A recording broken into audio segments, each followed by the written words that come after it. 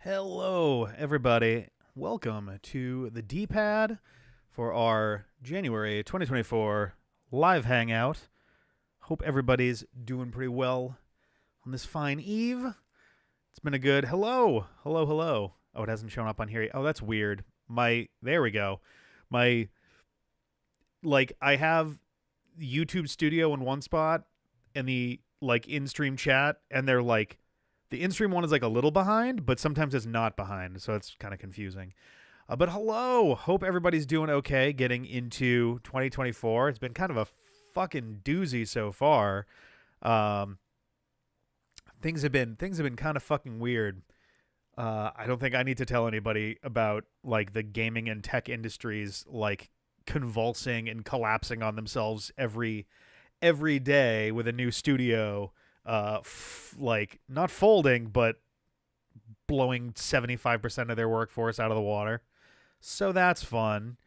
And in addition, I've been spending a lot of time away. There were the holidays going into Christmas, and then I was gone shortly after Christmas through New Year's, into the week after New Year's.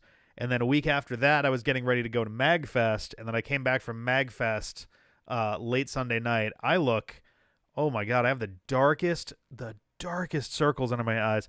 Last night, I was having trouble falling asleep, and then a stink bug fell onto my face while I was in bed, which caused me to go, and try to deal with that, waking Sarah up, and both of us got horrible sleep. After that, I think I got 3 hours of sleep, so I'm a little bit raw today. But we're getting by. Apologies also on the Tears of the Kingdom videos being so behind this week. I was kind of hoping to be able to get the whole thing back on track.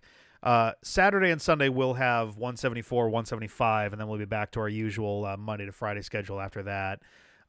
Getting back from I was originally going to have Saturday, Sunday ones go up while I was at MagFest, but I was not counting on my internet being so bad. I stayed at a Red Roof in was it the Oxon Hill Red Roof for MagFest, and they simultaneously their Wi-Fi did not have an internet connection. The room's TV did not work properly. It wanted an access code that the people at the hotel were like, we don't have an access code. And so I was tethered to my phone doing some amounts of editing at one point, and I'm sure that I'm going to have a fucking monster of a phone bill this month. So that's going to be a whole thing. But yeah, I was not able to justify the extra 1 to 2 hours to edit 169 and 170 last for Saturday and Sunday. So I got them in, was it this week at some point, and we are catching back up there. But hello, Sea Dude, welcome, good morning. Yeah, so there's been a lot going on. Yeah, I think, man, and it's at the con itself. I would understand that. PAX has, traditionally terrible Wi-Fi. The Gaylord Hotel has terrible Wi-Fi from MagFest. That's kind of a standard thing. I was kind of hoping that the hotel would at least have functioning internet, and it did not. If anything, also the phone signal was especially bad too, so that was not great. But yeah, it was not a great time with that. I think I'm done with the Red Roof also. I'm just going to bite the bullet and go somewhere a little more expensive next time, because so this happened last year also, and I don't entirely know why. I got a couple guesses, but last year and this year, for a majority of the nights I was staying there, there was a cop car or a paddy wagon sitting in the parking lot with its lights going all day and all night for multiple days in a row. So obviously the curtains in that room are not blackout curtains. So around the corners of the thing and generally glowing into the room was red and blue, yellow, red, blue, yellow, red, blue, yellow. I was like, you've got to be shitting me. I did not go to as much of MagFest as I wanted to. I really had to force myself to get over there. So from the If you're fortunate enough to get a room at the Gaylord Hotel, it's literally at MagFest. You can go down the elevator, go do stuff, go back upstairs, take a nap, whatever. The Red Roof is, oh boy, I forget exactly how far away it is, but I want to say it's like an hour walk away or like a 10-minute to 20-minute, depending on traffic, drive. And I actually have walked it before. Last year I did walk to MagFest on one of the days. But this was one where I got in, my flight got in, and I got to the hotel at like, God, it was like 5 or 6 p.m., something like that. And I was just like, I could turn around, immediately go and get a lift to go get my MagFest tickets, see if there's something going on tonight that I'm interested in, and then come back. I did not wind up doing that. I basically hunkered down and stayed in the room. Friday, I went up and did some things. It was like evening when I actually managed to pry myself out of the room to go and do that. And I caught, among other things, so I caught up with Retro Trigger. It's like our annual meeting is I get to see Retro Trigger at MagFest each year because he's fairly local to that area. He used to be more local. He's still pretty close. And we got to watch Brunel Floss's Use Your Words 2 panel. There was a Use Your Words panel last year as well. I think it was an earlier alpha. It's still technically an alpha right now, but it was an earlier alpha build of Use Your Words 2. Sadly, due to a weird technical blip, I think I know what happened too. So 2 of the panelists decided to be cheeky and name themselves the same thing. And the code caught that correctly at first and went, oh, so Brett and Brett 2. It just added a 2 to there. But I think it internally still considered them both Brett, because then in a later round, I noticed the scoreboard between rounds looked a little funky. It looked like there were not 6, but 7 participants. They all had the same name, and I was like, that's weird. And then on the next round, it said Brett 1, Brett 2, and there was a little Brett 3 in there.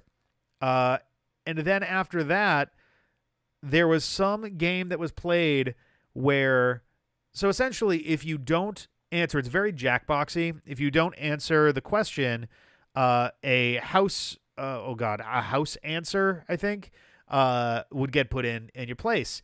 And so there was one where the answers were coming out, and we were seeing like each of them one by one, and there were 6 panelists. And so there would always be the number of players plus 1 house answer is always in there.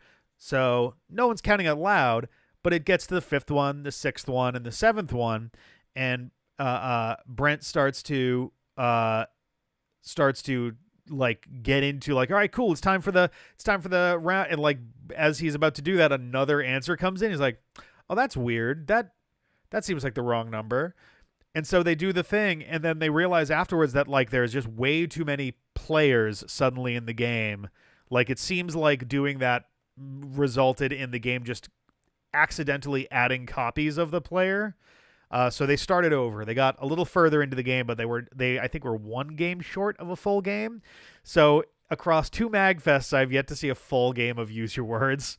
So I'm hoping 2025 they actually managed to get through one. Not Brent's fault at all. Like this is how beta testing works. Doing it in public makes it a little bit more like visible, but like it that's just kind of how it goes sometimes. But it was a fun time. After that, I wound up hanging out, talking with Retro for a while, and then did not look at my phone, and then was like, all right, cool, yeah, I guess I'll get out of here. And he was gonna go like do another thing for the night. And I was like, man, I'm beat. I didn't sleep that well, which is true. That was part of the reason that I got out there so late, was that I basically didn't sleep at all at night, and I was like hazy most of the day. And then I looked down at my phone, and it's 2:30 a.m. and I'm like, oh shit, okay. So I get back, try to sleep, really have trouble with it. Saturday, I basically spent entirely at the hotel. I didn't actually leave.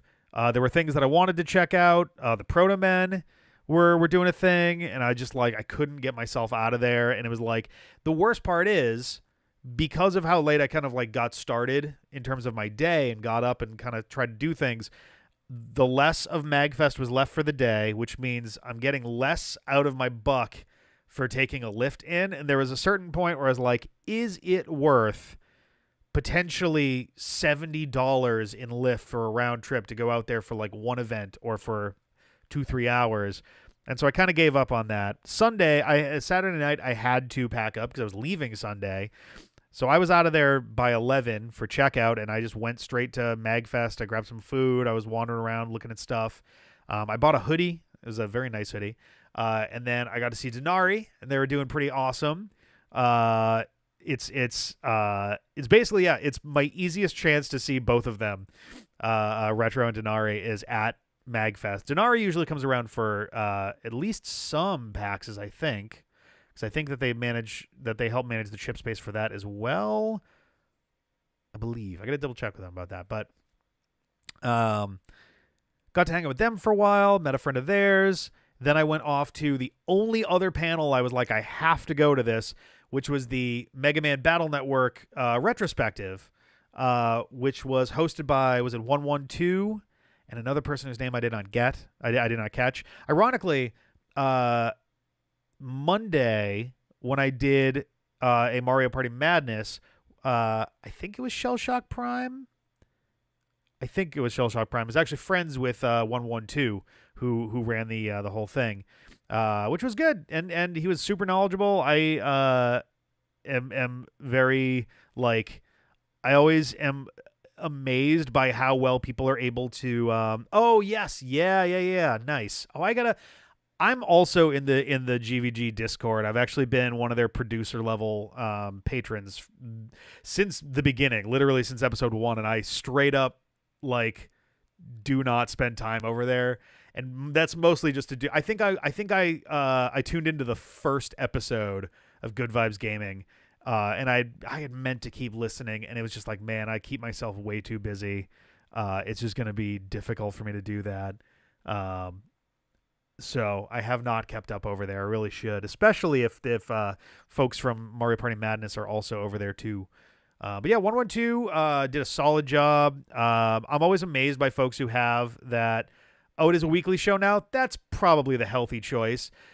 Speaking as someone who has aspirations of getting back into doing podcasting as well, I'm looking at it going like, man, could I pull off a monthly show? Could I make that work? Because, like, I would love to eventually get back to a weekly show, but I just can't justify that. I would realistically need to give up at least one of my streaming nights to do a podcast. And for two reasons. One, I cannot justify 3 nights a week every week doing multi-hour, 3, 4, 5-hour things. That's just, like, it's half of my nightlife. I can't give that up that much.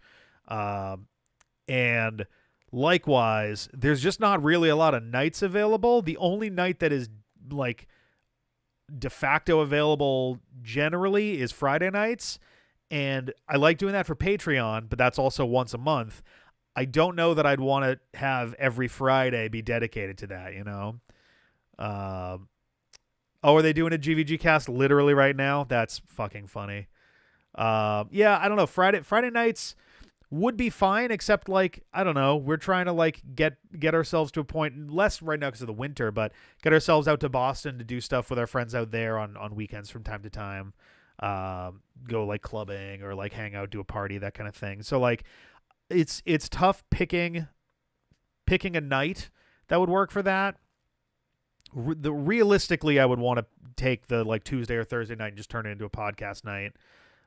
It might be a monthly thing that, you know, I was figuring I'd get into this later, but it's just spitballing stuff. Oh shit. I was actually going to take some time. I wound up having a lot less time today than I anticipated, but I was going to take some time today to, I know last Patreon Hangout, which would have been on would that have been the 22nd?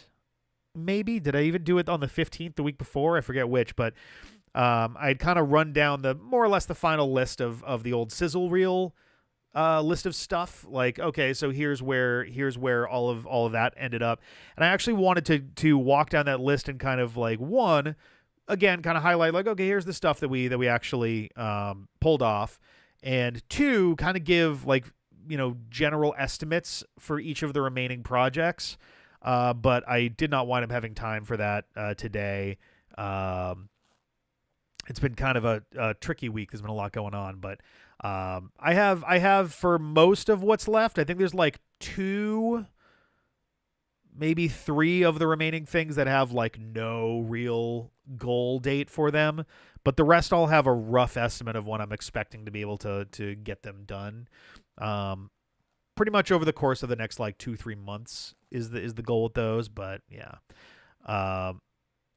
Yeah, I don't know. I got to figure out what I'm going to do as far as D-pad after dark, because I've gone back and forth a bunch of times, which is like the best sign that I shouldn't do it, really. But I want to have, some honest introspective conversations and talk with Sarah, talk with other folks on the team, and maybe like reach out to a couple folks who have been doing more regular podcasting in the years since, because like we went offline. Ironically, the last episode of the original D-pad podcast was April 3rd, 2014. So this year would actually be the 10th anniversary of our final real broadcast. We've done a couple one-offs since. I think we did a 2016 episode and a 2021 episode, because we did a 5th and a 10th anniversary, and I think we did one more in between. I think we did like a 2018 episode as well. I think the 2016 was just the D-pad. 2018 and 2021 were both the D-pad after dark, if I recall correctly. But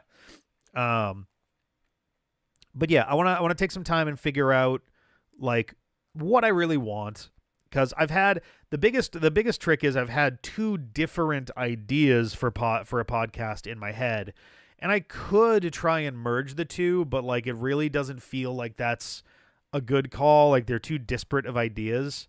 One of them being essentially a reboot of the old podcast, talk gaming news, get into gaming discussions, talk about that stuff, talk about the industry, get into technical stuff. Maybe like quick sort of like micro review sort of things. Just general broad strokes gaming coverage. Maybe have like a main topic for the night, whether it's something that's going on in the industry currently or whether it's just kind of a retro throwback thing. John at one point had an idea for an episode type. I forget if it actually had a name. I'll call it Game Start or something. But the idea being that like, so a type of podcast that, to my understanding, is not really that popular anymore, but it was really popular in the late 2010s, was like storytime podcasts. And so there'd be ones where it's usually like 2 or 3 people on a podcast, and one of them would show up and they'd be like, all right, I got a story to tell you guys about. And they go, okay. And they get into essentially an hour plus long podcast that's all about some crazy story or something like that. And he wanted to try experimenting with something that was along those lines. So like, that could even be a thing that would turn up in there. The other idea is a much more broad, like not even necessarily gaming themed podcast. I don't think that one would even be called the D-pad After Dark. I have another name that I'm kind of hanging on to as a possibility for that, but it'd be more general podcast, I guess. Like think of essentially what the most like standard type of podcast there is in terms of like how the content is formulated, and that would be kind of what that would be. Like a what the fuck with Mark Maron style deal, and that would just be me with some guest, whether it's internal, like from the team, or a friend online, something like that. Not just necessarily shooting the shit, but think like, late night style thing of like, oh, we're hanging out, we're talking about like what you're working on, and do like interview style things and just kind of get into that. And like there's room to merge the two a little bit.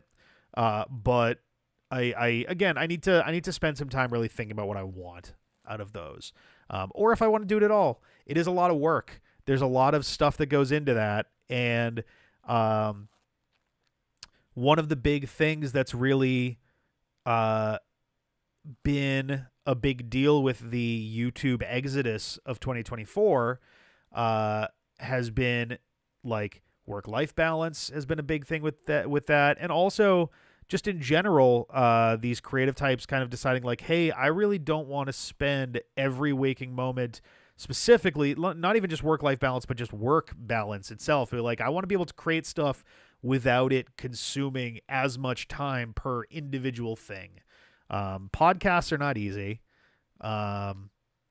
It's not even easy. It wasn't even it wasn't even easy when it was me, John, CJ, or Beeble, depending on where we were doing our podcast. When it was just us with no guests at all, even that was not easy. And if I was to try to pull off a podcast in 2024, knowing how podcasts really need to work nowadays and wanting to come up with a, an idea that people can actually like be interested in and, kind of be involved in, and also to have like good production value. I would not want it to look like this. I would want it to look a lot better than this. Like, obviously we're still in a good amount of flux, thanks to, the move and all of that.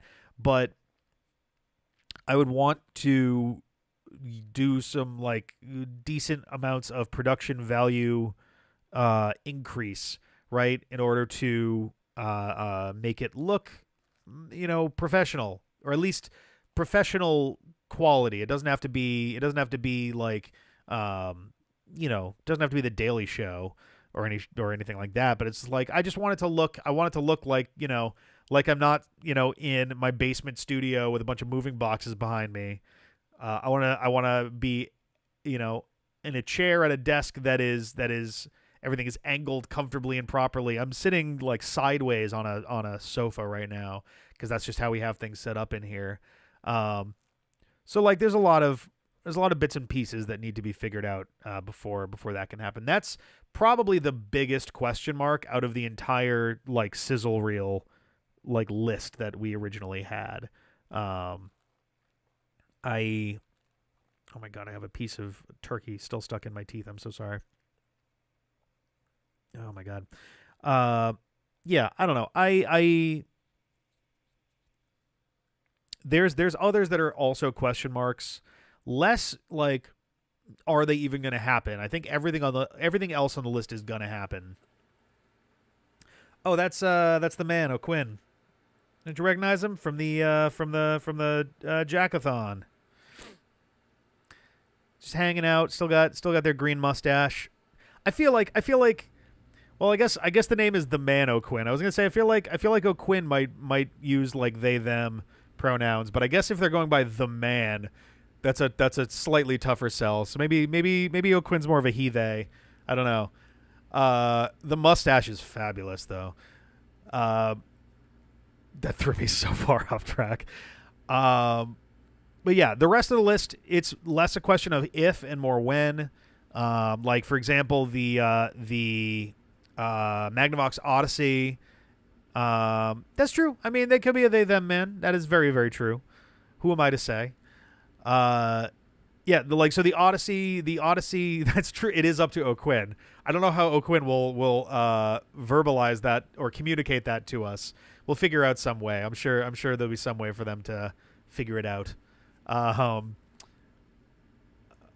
Yeah, like so the Magnavox Odyssey is one where it is going to happen. We have all but I think one of the games on hand. It's just a matter of having the time and the like manpower, I guess, to do them. Like Sarah and I did the first one, and we could just do the rest of them between us. But it'd be nice to mix it up a little bit, have other folks for it. There's a football game that's in there, and it'd be nice to have someone else who watches football in on that. There is one game that we don't have. I want to say it was a soccer game, and it's one that was only released in Europe, if I remember correctly. It was only released in PAL regions. Not that PAL was even a consideration back then in the 70s. It did not fucking matter, NTSC or PAL for that. You hooked it directly into your like inputs, and you just did it. But yeah, like that one is going to happen. I don't know if it's going to happen this spring. I might just save it for September, since that's when it was supposed to be a September series originally, then leading into a different end of year series as well. And I don't even remember, we had a plan for, what was it, 2021, I think, and then, or no, 2022, and then I think we just didn't wind up doing anything there at all. I'm trying to remember how that actually went down. But like normally we have an end of the year micro console series or just console series, and that's essentially what the Ultimate Wii U is. That one we might be putting up very, very soon, because what little of the Wii U even remains is about to become a lot harder to use in like 6 weeks. So I think there's a good chance that we'll be recording those soon. When they go up will be a different story. I may try to put the first ones up in line with... Actually, let me find out when those servers start going offline. Let me look real quick. Because I believe the Wii U and 3DS servers are going offline at basically the same time. April 8th. Okay. So, like, right after our anniversary stream, more or less. Like, the week after our anniversary stream is going to be when the Wii U servers go down. So, okay. So, odds are that'll probably be our target date, roughly. When...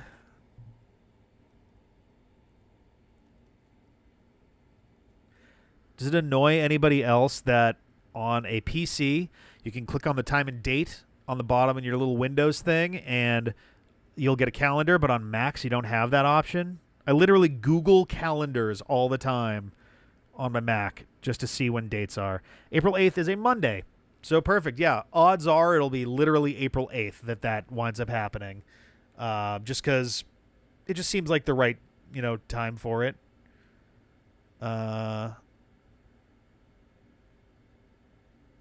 I have no idea where my thing went there. That's okay. That's fine. But yeah, so like probably, early April will be when that winds up happening. I want to say, I think trading in Pokemon games prior to the Switch will no longer work, but Pokemon Home still will.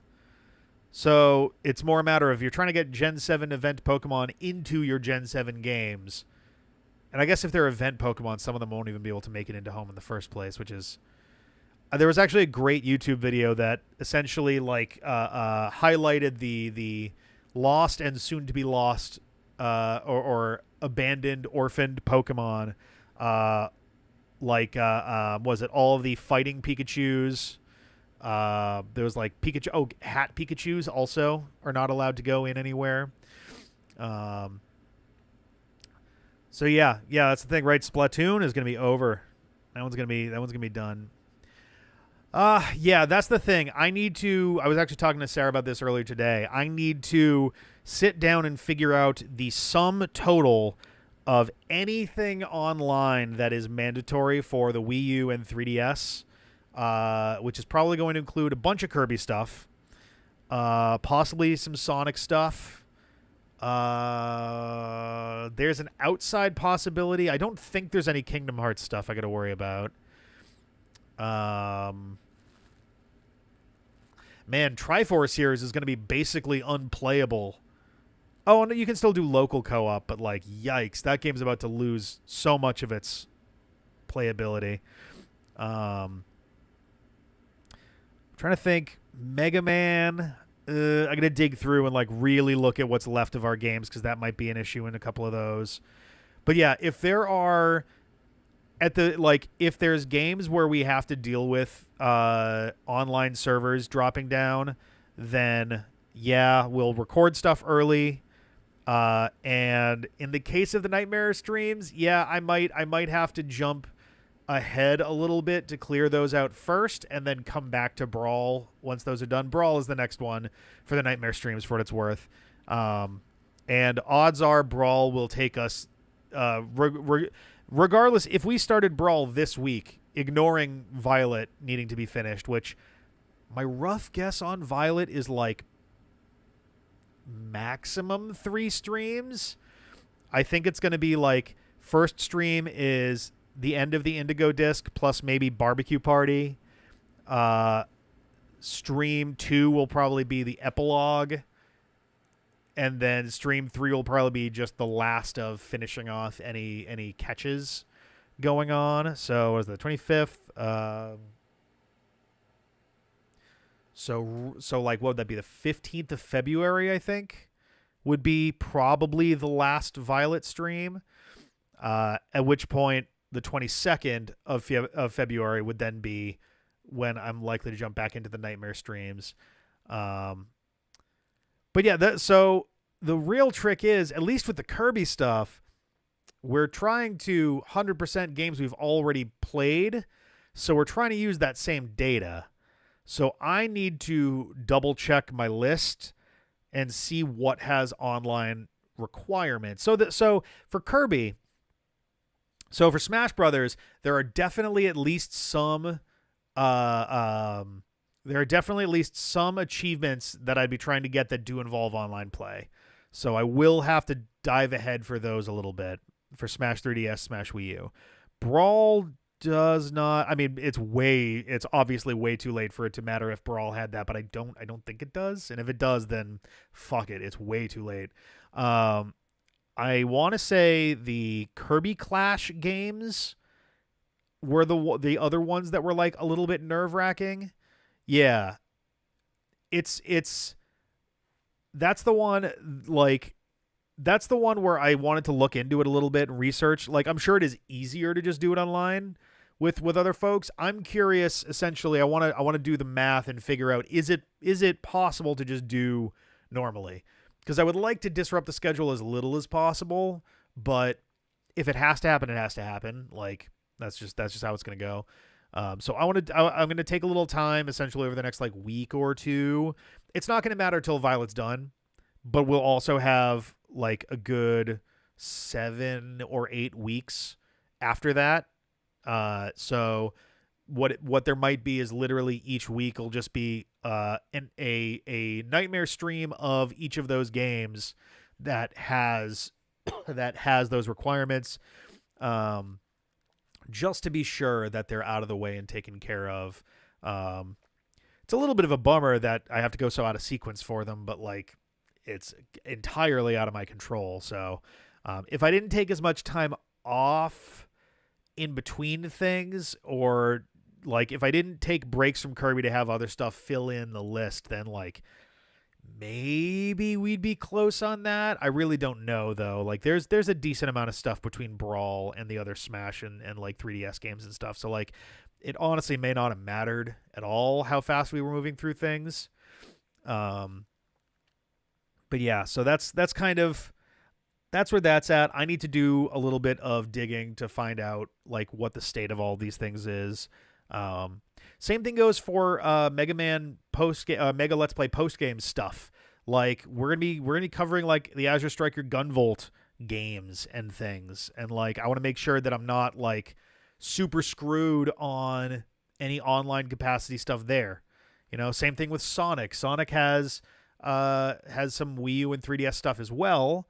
Like Sonic Lost World, I think is too late to grab any DLC for that now.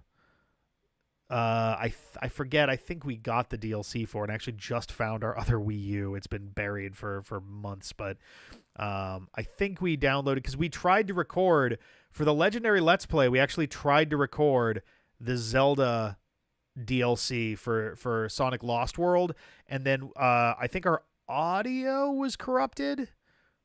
Either our audio or video was corrupted. I forget which. It has Zelda DLC and Yoshi DLC. I think Yoshi's Woolly World specifically. But so, it had Knights also. I did not know that. Nice. But yeah, I think, I don't know. If we can't get it, we can't get it. It sucks, but like, we are living in an age right now where like the world of old, like it is old. The Wii U came out a decade ago, but like it seems like all at once the Wii, the Wii U, the DS, and 3DS are all just kind of crumbling into dust in front of our eyes. And that's, you know, almost 20 years of gaming all just going poof, and it's gone. Kind of devastating to watch literally a human generation worth of gaming just become basically inaccessible. Yeah, if like worst case scenario, my computer, my rig runs is like bleeding edge GPU and stuff. I could emulate that stuff and it wouldn't be, too bad to do like that. Um but yeah, I think we'll find a way to cover whatever we can. I think that won't be too big of a deal. See, you mentioned that there's actually there is something that I've been trying to find a way to cover, not for Sonic, but one that would probably require buying a physical piece of hardware with a lost piece of gaming media on it. I don't think it's actually going to work. I've been doing some legwork on like figuring out the logistics of, okay, so even if I have this, I don't think it would work anyway.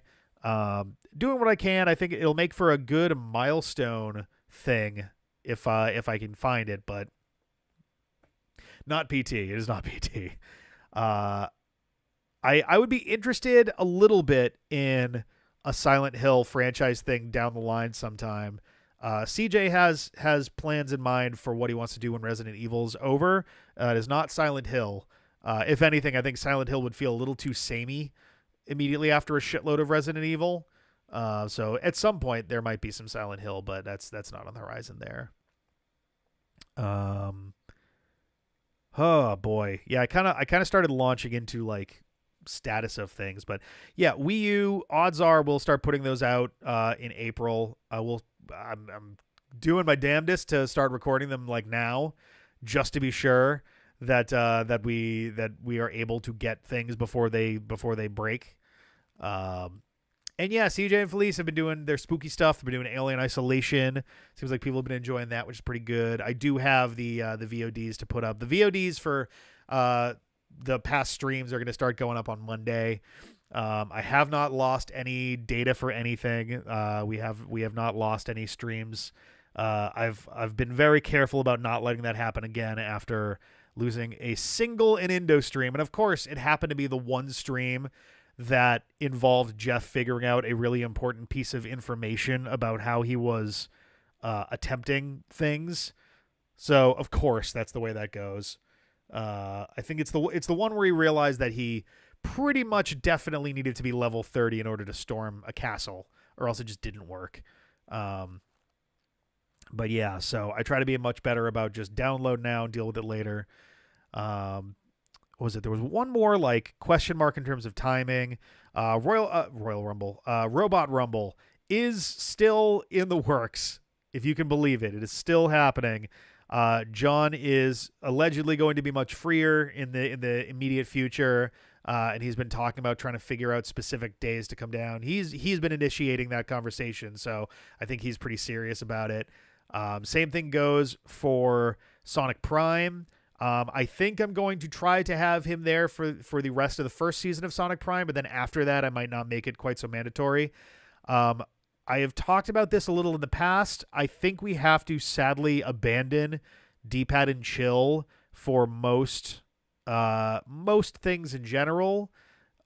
It's become impossible for us to do D-pad and chill at this point.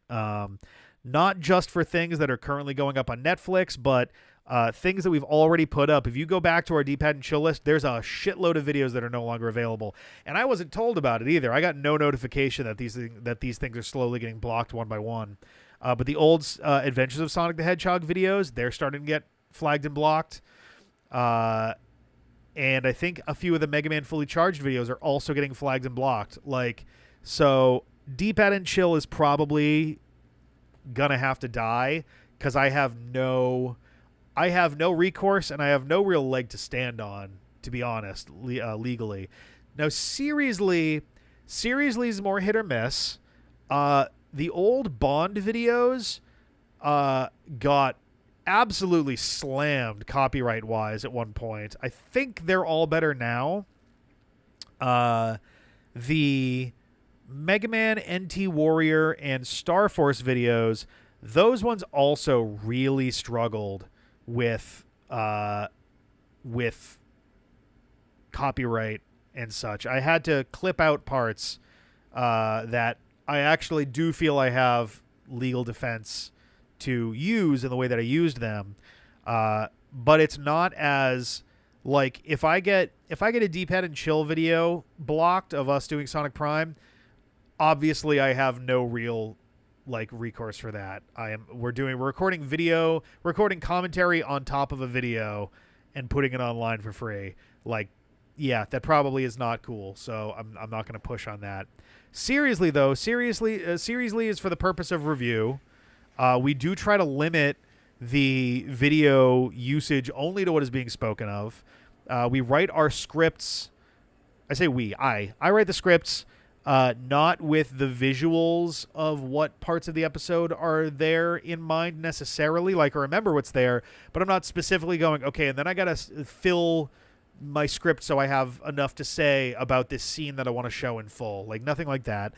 I will write stuff and then I'll clip around it as best I can. And so, yeah, I think what's likely to happen is Sonic Prime is probably going to get a set of Seriously videos or a single one. It's probably going to be a set of 3 divided up like by seasons like I've done with everything else.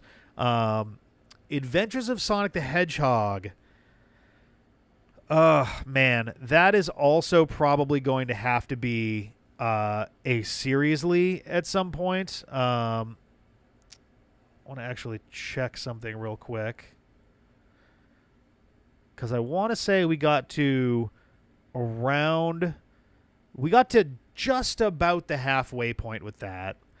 But I think we're just going to have to do a Seriously, which is real unfortunate because Adventures of Sonic the Hedgehog does not really work for a Seriously. I think that's going to be a bit of an issue because it's not like there's a singular narrative going on. It's extremely episodic. By comparison, Sonic the Hedgehog, the Saturday morning cartoon, and Sonic Underground, and Sonic X, and Sonic Prime, and Sonic Boom, a little bit. Sonic Boom may also be kind of difficult for that, but everything else is more narrative driven, at least in part. And that should make it a little bit easier to do a Seriously on. Sonic Boom might be a little bit tricky too, because my understanding is that was also very episodic. We're still going to record Deep Hat and Chills, essentially because it will still make for really good cut to commentary. I think that's still going to have some value. And I appreciate that you bring up Patreon because I was hoping to finish the post before this. I actually have it half written up right now, and then I also ran out of time for it this evening. I have a post. I've been talking a lot about wanting to restructure the Patreon, figure out tweaks to tier levels and rewards and milestones. Milestones that we've already reached are going to stick around. I think we owe both of the script readings at this point. I know we already needed to do Superman Lives. I forget if we hit James Cameron's Spider-Man also. But we will do both of those. That's going to be a bit of a logistical nightmare, but we'll figure it out. But trying to figure out a bunch of things. One, what might be better or adjusted offerings to make it worth people's while to be on there, and also what we could offer that might interest folks who are not patrons right now or kind of on the fence about it. At no point during this am I trying to push people into paying more money for stuff. Like I hate selling. I hate marketing myself. It feels really kind of gross. I know that it's a necessity of the world we live in, and if I want the D-pad to ever be a full-time thing, I have to get comfortable with that.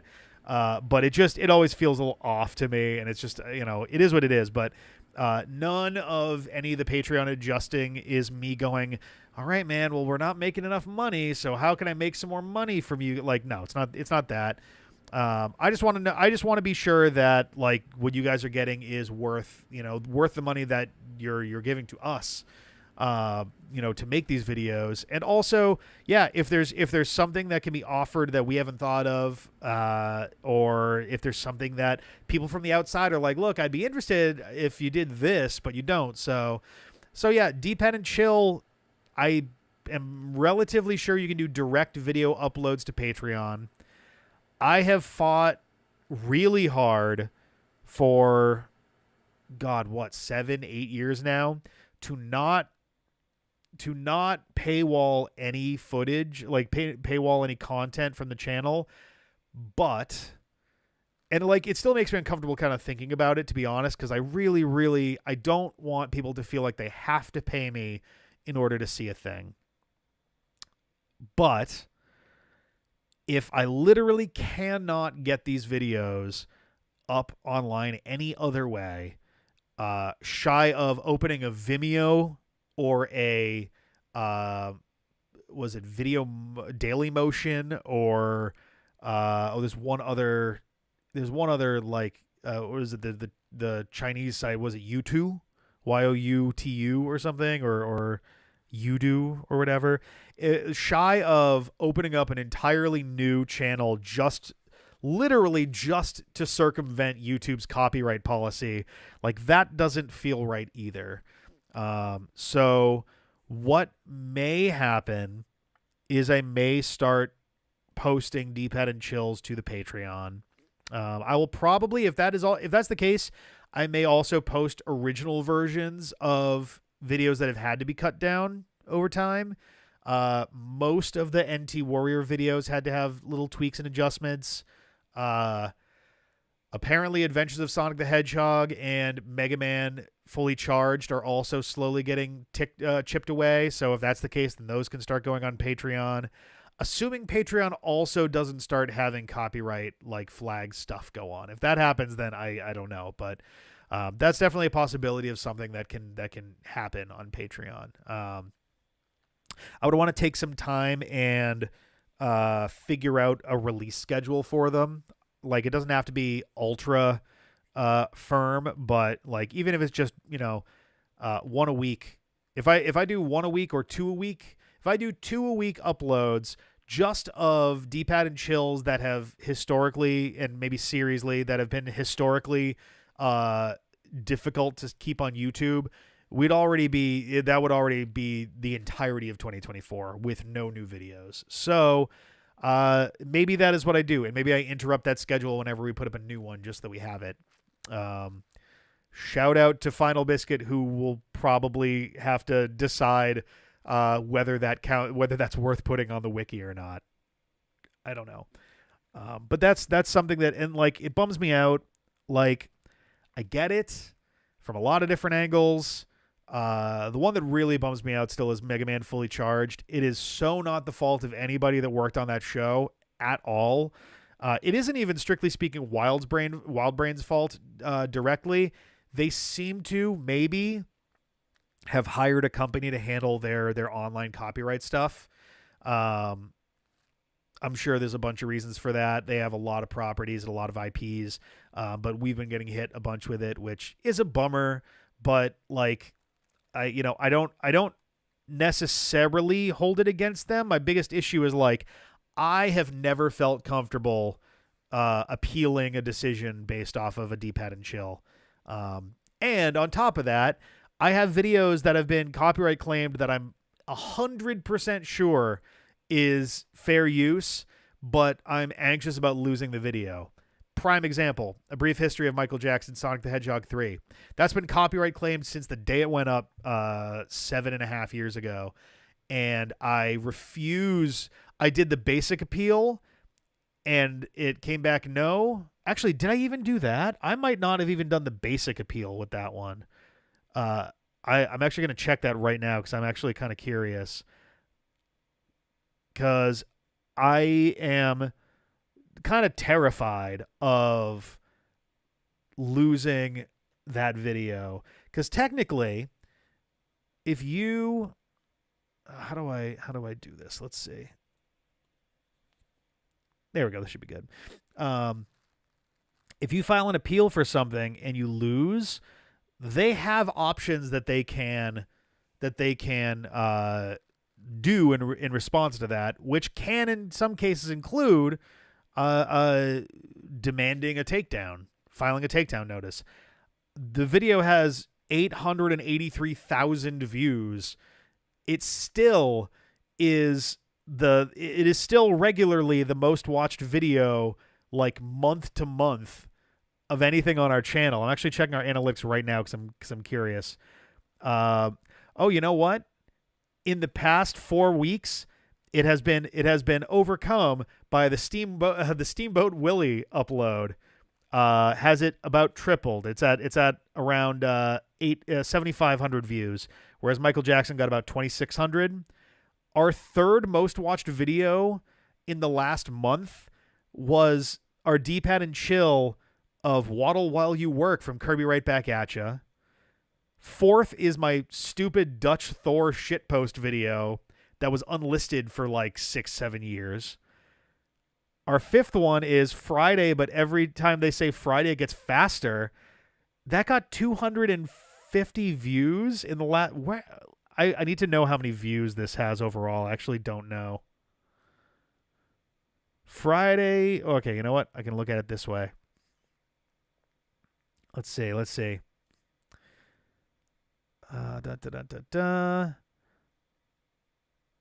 Friday is not on my first page. I really want to know now.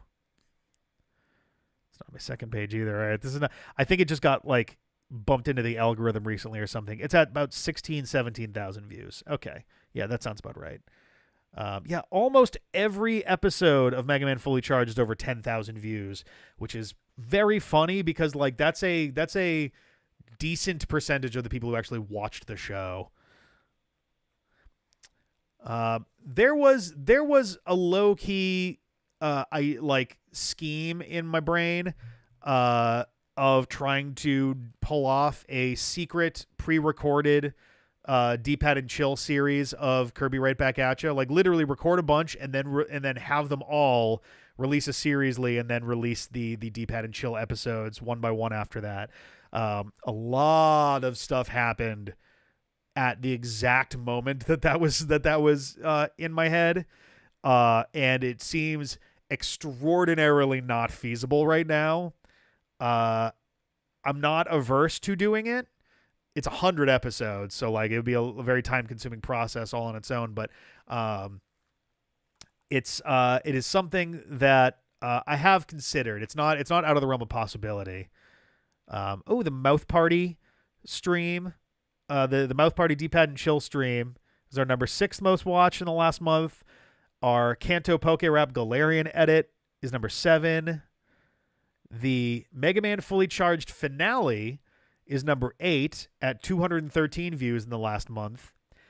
And the Kirby Right Back At Ya first episode D-pad and chill is number 9 at just over 200 views in the last month. Strangely enough, the only other new video besides Steamboat Willie and the publishing of the Dutch Thor video, the only other video since 2020 in our top 10 right now is episode 168 of Tears of the Kingdom, is strangely enough our 10th most watched video of the last month, and that's been up for a week, so that's cool. It might be because Phantom Ganon is in the title, I don't know, but yeah, like if I click on this, can I get a good average here? I just want to compare real quick. So for the past year. Oh, never mind. It got a big spike. That's weird. I must have missed this. On December 12th. Why the fuck did that happen? December 12th of last year, the Michael Jackson video got 6,000 views in one day. Got about 500 the next day. And then it dropped back down to its usual, like, 100-ish per day. That's super weird. I'm going to have to look into that and see if I can root out why that happened.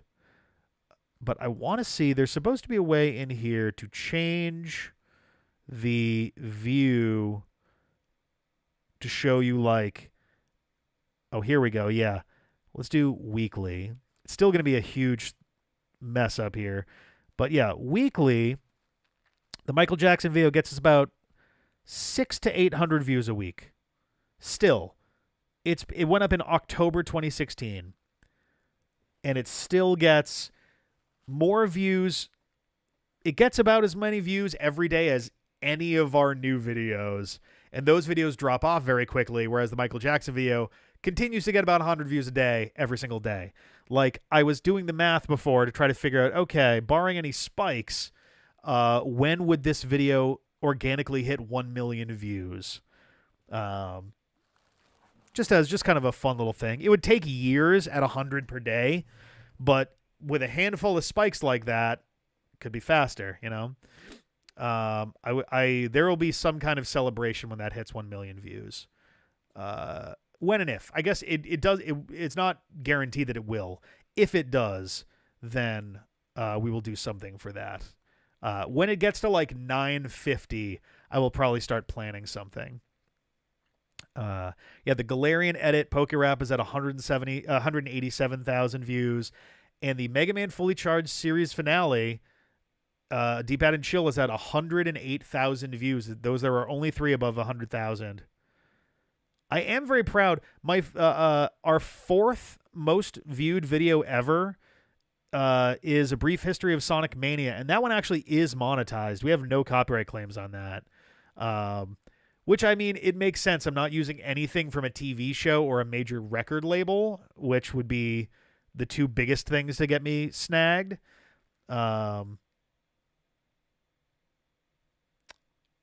Oh, man. How have I not sent that to review yet? We actually don't have a copyright claim on our D-Pad and Chill of the first episode of the new DuckTales. Boy, I probably have missed out on about $60 from that by not requesting a review. The new Patreon is bad for patrons. Boy, did that age well.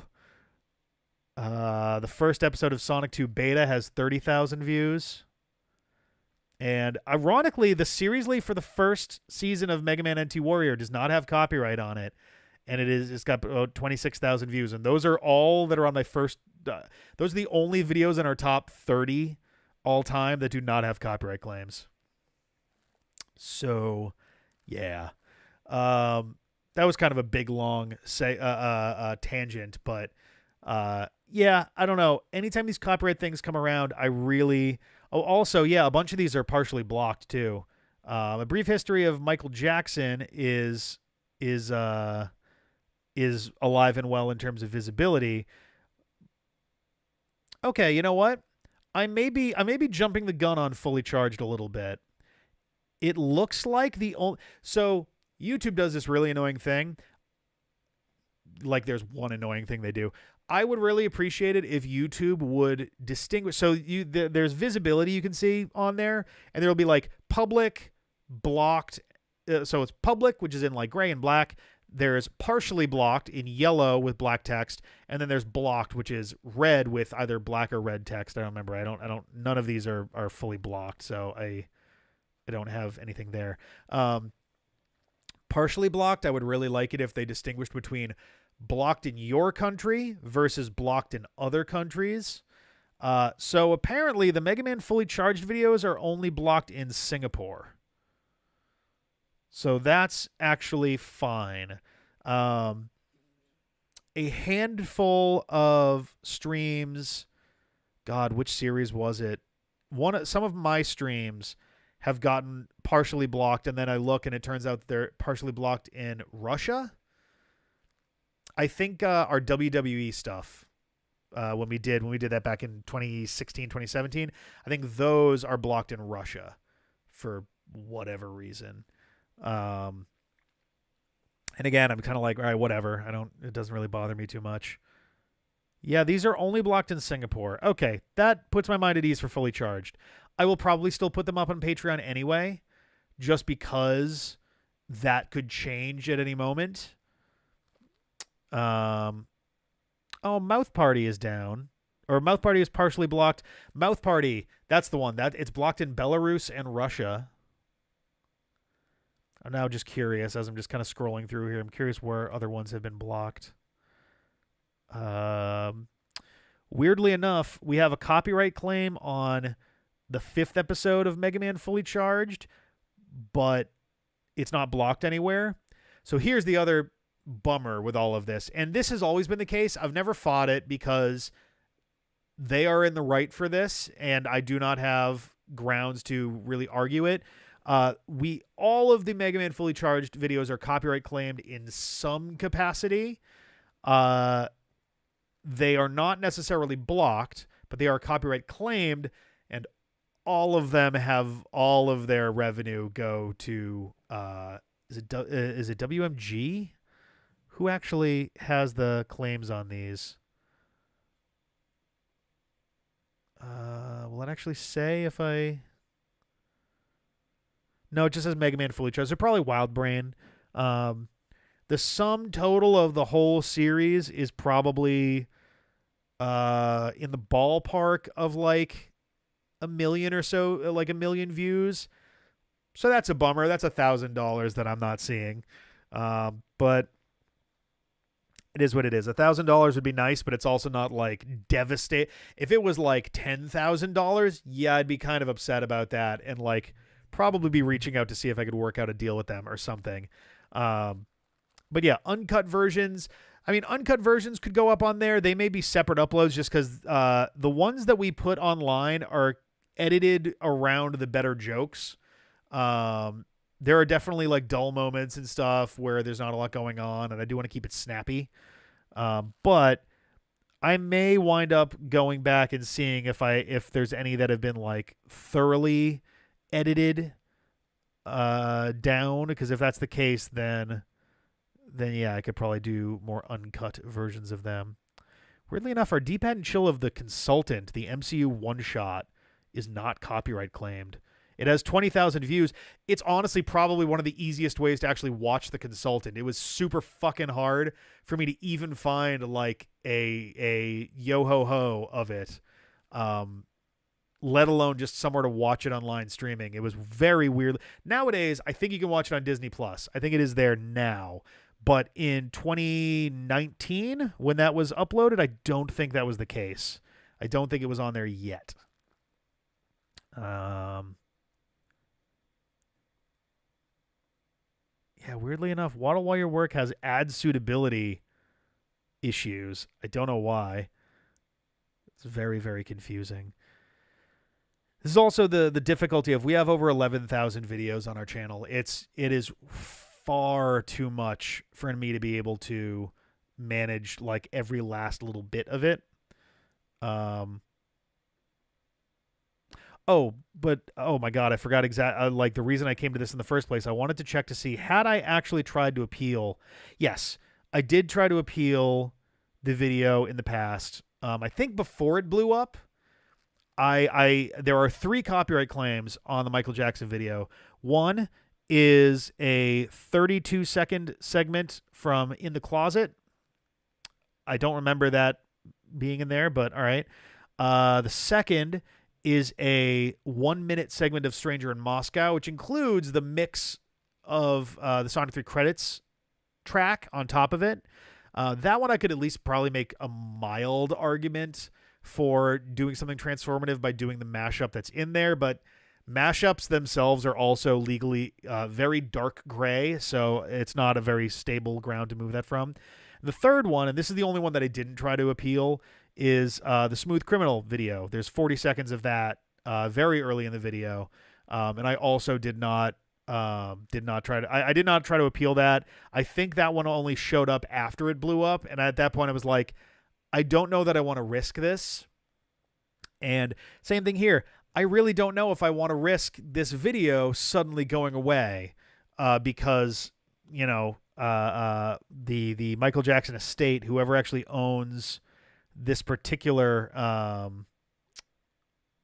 whoever owns the rights on there specifically, if they get upset enough, I really don't want to risk it over what would have been like $800 over 7.5 years. It's really not worth it over $100 a year. So I may just leave it as is. It's a shame.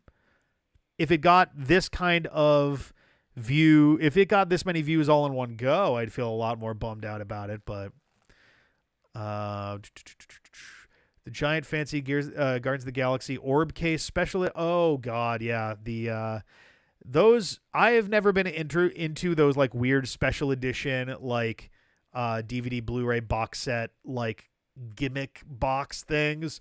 They're so weird. You basically need to have a shelf for them because they're always designed in this bizarre way. The Simpsons movie made one that was the shape of Homer's face, and it was like extruded in 3D, and like it's like, no, you can't put that on a fucking like shelf along the other stuff. You have to put it on a dresser or something. But I don't know. I was buying the Blu-rays of each of them for a while, and then I kind of stopped because I was like, one, I was only buying them as we were keeping up with our reviews, our movie nights at the round table reviews, and two, that was around the time when Disney Plus was starting to get like murmured, and then it was a thing, and I was like, oh, we're just gonna watch it on there, or I'll just buy it on YouTube and we'll watch it there or something. But yeah, I don't know. I also, like, not intentionally, but I have been keeping up with the Marvel movies, but not the shows. I'm just behind. I've been very busy. Moving took all sorts of my time away. I'm still trying to decide whether I'm going to go back to do reviews on at least Phase 4. I might do whole show reviews instead of episodic reviews beyond that, if I even keep doing them at all. I haven't seen the Marvels yet. It is the first MCU movie I've not seen in theaters. I have watched every single other one all the way back to Iron Man 1 in theaters, and it wasn't intentional. I just did not have time. Man, we're also much further away from a movie theater. In 2008, it was easy enough to get down to a movie theater from my college, and then from 2012 on, I have from 2012 until 2023, I have lived minutes away from a movie theater walking distance.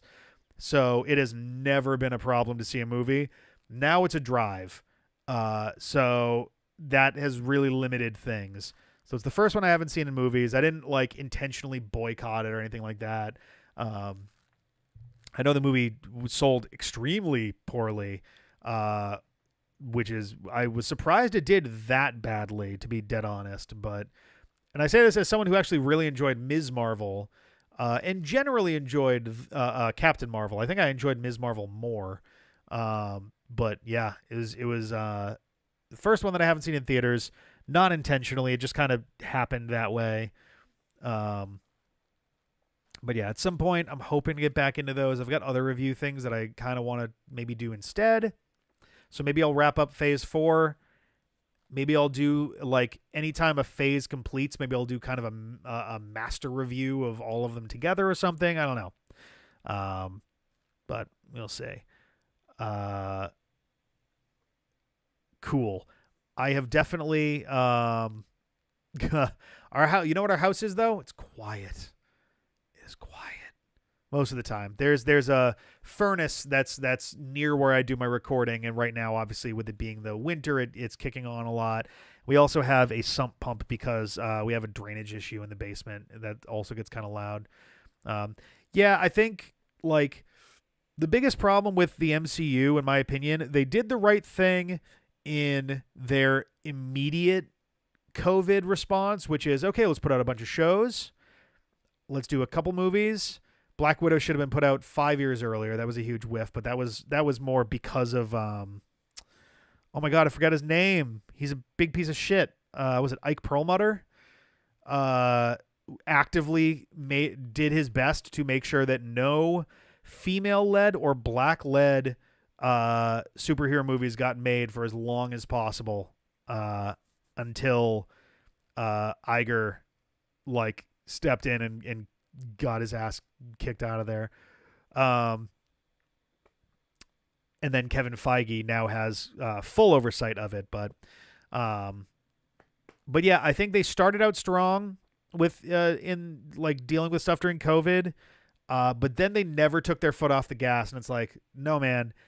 People were binge watching the shows because we were sitting inside all day, every day for years. We literally had nothing else to do with our time for 2 years. And once that lifted, once we got to 2022, 2023, it's like you cannot put out that volume of content anymore. It's just not gonna work. I'm slowly getting into a more comfortable position, and yeah, there we go. I'm like drifting really far out of center. This is better. Um, but yeah, they never took their foot off the gas in terms of producing more content. And because they were doing that, they also couldn't spend as much time on each product. And the end result was basically anything that wasn't WandaVision, Loki, or What If suffered monstrously in quality. I don't think that's universal necessarily. I thought Wakanda Forever was actually pretty nice. Very heavy movie. I actually really liked Multiverse of Madness. Shang-Chi is the best origin story they've ever done, bar none. I have not seen What If Season 2. I've heard it's not as good as Season 1. I've not seen Loki Season 2 either. Sarah and I are trying to watch both of those. We've seen Season 1 of both. We have not seen Season 2 of them. So I'm curious about how those go. But yeah, I with Loki, the season thing made perfect sense. With What If, it feels like they're just going full bore anthology series forever. And I feel like that might have been a slight mistake. They also made a slight mistake by having first season What If feature a Captain Carter and a universe destroying Doctor Strange, and then having both of those also exist in Multiverse of Madness, but they're not the same Captain Carter and Doctor Strange. That was kind of a weird move. I think it would have been a much more successful appearance if they did just commit to those being the same ones, but they did not. I'm sure there are reasons for that. Like, the Illuminati does not really work in a... I understand. My understanding is that season 2 of What If has a What If Avengers that continues the Captain Carter storyline, which obviously wouldn't really work based off of the Illuminati lineup of Multiverse of Madness. But yeah, it's yes and no. On the one hand, yeah, it probably shouldn't have a major impact on canon. On the other hand, you've got we're currently in a multiverse heavy storyline franchise wide, and we just had the finale to season 1 was a multiverse spanning threat where the villain was actively destroying universes one after the other, including like the Watcher, who's watching over all of this stuff. And it feels like there may have been room to play with that in the movies that specifically dealt with the multiverse. Multiverse of Madness, No Way Home. Quantumania really didn't have to do with the multiverse per se. It more dealt with the fallout of the Kang Wars, basically. Secret Wars obviously will have high multiversal stakes, and whatever Kang Dynasty actually turns out to be, whether it's, maybe it'll be Doom Dynasty, I don't know, but yeah, I understand that one of them is what if Strange Supreme intervened or something, like there was some what if Return of Strange Supreme, so I'm curious how that's gonna go there, but yeah, no, What If is predominantly What If is meant to be free from the shackles of canon. You can basically do anything, and the justification is it's a different universe, different rules, different characters, different history. But as soon as you have a character that is actively escaping the bounds of their universe, it does open the door to, hey, how come that hasn't made an impact over here? It's also slightly clouded by the Spider-Verse movies also intersecting. The Spider-Verse movie, the Spider-Verse and the Marvel Cinematic Universe multiverse intersect with the 3 Spider-Men of both, because all 3 of them, they are the intersection between them, right? You have footage. You have literally in Spider-Verse, you do have live footage briefly of both Tobey Maguire and Andrew Garfield's Spider-Man, as well as animated versions of them too. But they do literally have footage of two of those movies there, and also a Donald Glover Prowler in there, implied to probably be the MCU Prowler. It's not like definite, but lots of implications all in there at once. But so there's that minor like complication there. Miguel outright mentions he essentially gets pissed about the Doctor Strange of the MCU fucking up the multiverse on that side of things. So like until that line, you could argue it's like, okay, I mean, it's just an artistic little fun like wink at stuff, and they're kind of doing, you know, their own thing. They're both claiming the same set of movies, but they're not really like part of the same. But then that happens, it's like, okay, well, that's a pretty direct reference. So there is some kind of, ironically, Marvel has never been really great. Well, okay, both Marvel and DC have never been really great at managing their multiverses for two different reasons. Marvel has been pretty allergic to it for the most part. They will have essentially imprints that run in their own universes, but they try really hard not to get too hung up on the mechanics of the multiverse. DC went the exact opposite direction. Anytime there's a multiverse, it's a super firm multiverse. There are numbers. They're chosen for a reason. They all have a very specific thing about them. And then they do something with it. And then, but then there's the dark multiverse. And this is one where all the heroes are villains, but it's dark reflections of the normal universes. And then they did another dark multiverse for the Batman Who Laughs, where there's all of these universes where Bruce Wayne became various villains. Bruce Wayne became the Joker, became a bunch of different superheroes that were infected. Or alternatively, Bruce Wayne became different superheroes who then all became Joker. It's confusing. DC really mismanages their multiverse because they let it get way overcomplicated in their rules. Marvel does the opposite. They go real fast and loose with it. And it makes any real discussion on how they're handling their multiverses kind of silly and pointless in their own right.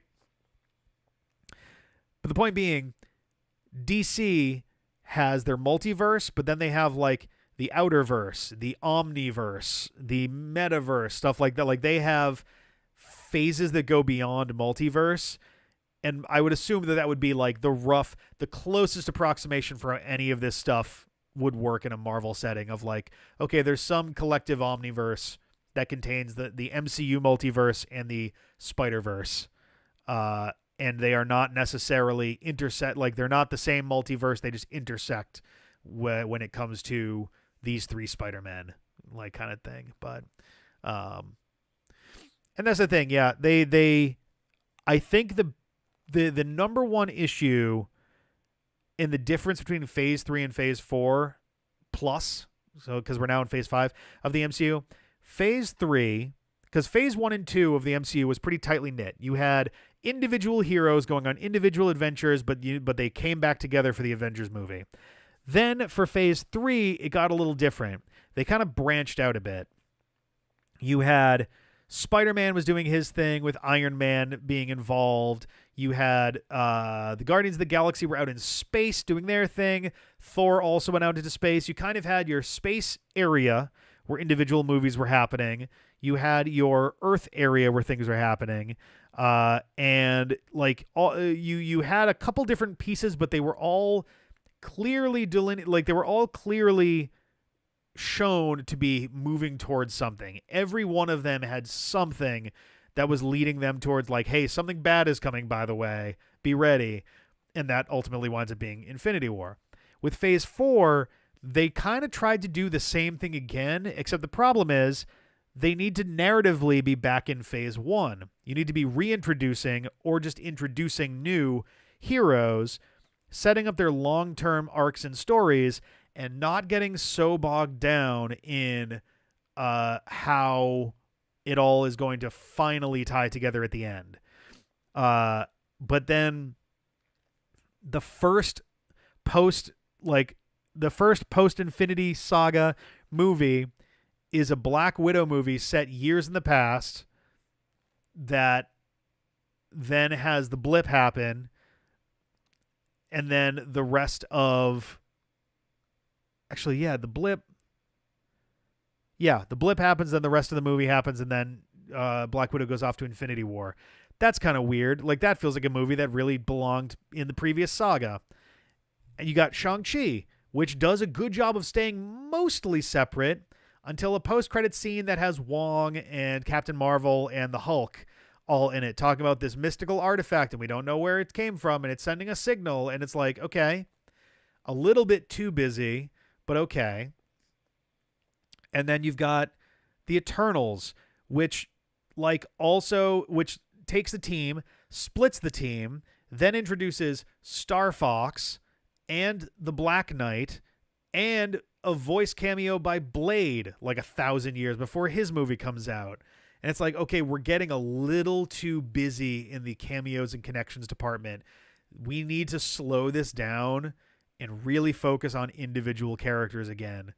It's part of the reason I liked Wakanda Forever. It was mostly a Shuri movie, but it also introduced Namor and I forget the name of his city, but his underwater city, and that was kind of it. There wasn't a whole lot of other stuff attached to it.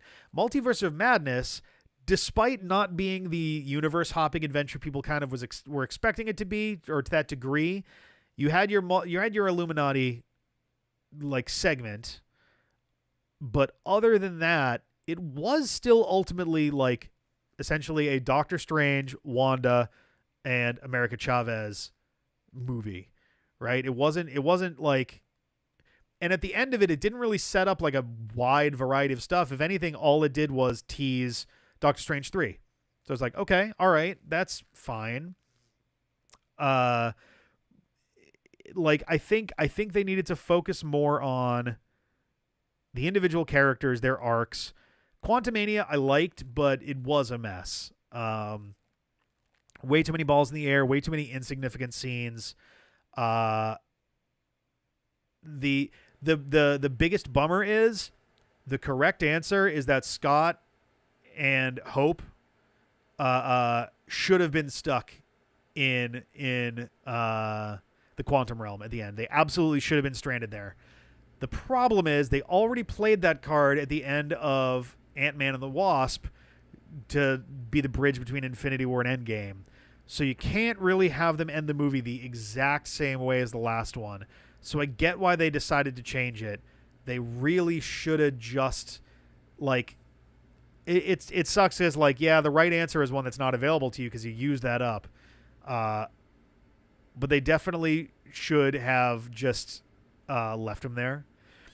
I also they have him escape, and then they have this moment where he's kind of like, yeah, everything's back to normal, except wait, he is dead, right? Wait, oh my God, is he still alive in there? Like, that moment of the dread and the realization, that should have been the like closing moments of the movie, as opposed to like, no, it'll be fine. It's like, ugh, damn it. But yeah, I don't know. They're in a weird spot. I'm probably gonna keep trying to watch the movies. I may keep watching the TV shows until they get like actively bad. I'll probably still watch them because I do enjoy them.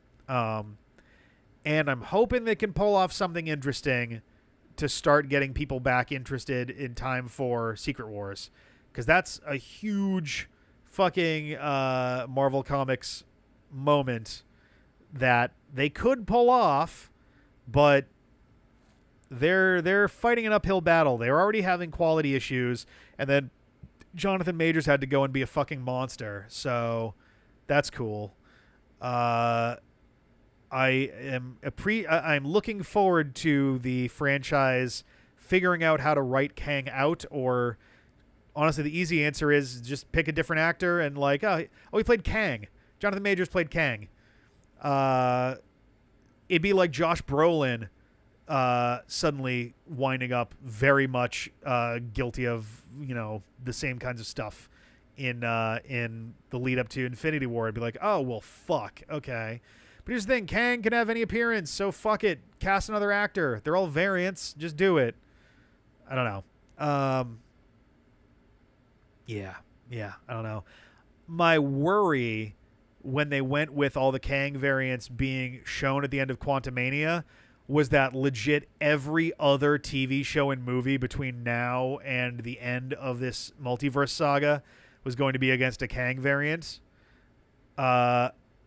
Which, I don't know. You can do that for like maximum 3 movies total. And one of them, you could get away with having more than one Kang to kind of introduce like, oh, that's not good. But for Kang Dynasty or whatever replaces it, the whole point of having all of them, the threat needs to be that suddenly you're beating one down and then 8 more show up. A literal hydra of Kangs. And that's the thing, yeah, like Thanos could kind of be anybody because of all the extensive CGI, but that voice was unmistakably Josh Brolin, and it would have been a real bummer to miss out on that. So fortunately, he kept his shit together. Anyway, we've been here for like an hour and a half. I should quickly breeze through our video situations where we're at with stuff, so that I have not talked about that.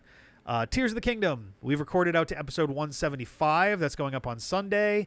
We're going to be recording some more this weekend. There might be Peter in it. There might not. We will see. But we're going to be continuing on that. This series is unquestionably going to become the most episodes we've put together for anything. It will tie with Breath of the Wild, which had like 15 streams as the last episodes for that, so it's a little bit different there.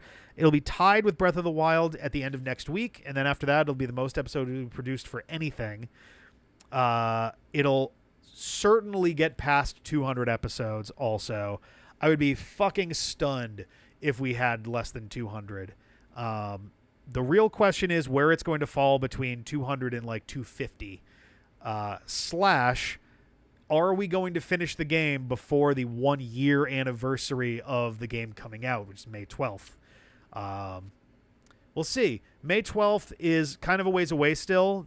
Like, the odds are that yes, because like May 12th is, what would that be? That's 3.5 months. So that's about 70 episodes from now, give or take. So like somewhere around 240, 250. So we definitely skipped 2 weeks. I forget if we have lost a week. I think we have ultimately lost 3 weeks in total. 2 were intentional, 1 was not. So 49 weeks would be 245 episodes. So episode 245 would be the upper limit to finishing it within a year. I hope we do. I never really intended for us to take more than a year of active video content production for a single game. Also, when that's done, I think it'll start freeing us up a lot more for other things too. But that's going well. We've